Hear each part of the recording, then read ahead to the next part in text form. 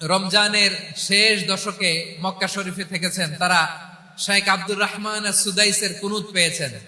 যারা পেয়েছেন অথবা কেউ টিভিতে ভিডিওতে দেখেছেন, শেখ আব্দুর রহমান সুদাইস 27-এর আলোচনায় 45 মিনিট থেকে 1 ঘন্টা দোয়ায় কুনুত পড়ে। কতক্ষণ?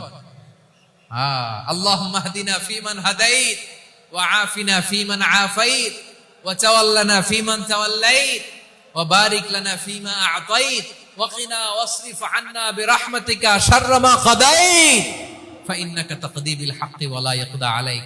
এমন ভাবে হেরেম শরীফে মক্কায় শেখ আব্দুর রহমান সুদাইস দাঁড়িয়ে হাত তুলে লক্ষ লক্ষ উমরা পালনকারীদেরকে নিয়ে এক মুনাজাত ধরে কাঁদতে কাঁদতে মানুষ বেহুশ হয়ে যায়।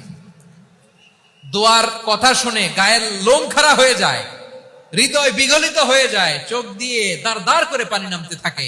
27-এর রাতে মক্কায় শেখ আব্দুর রহমান সুদাইসের দোয়ায় কুনুত যদি শোনেন, অনুগত হয়ে আল্লাহর কাছে চাওয়াকে বলে কুনুত।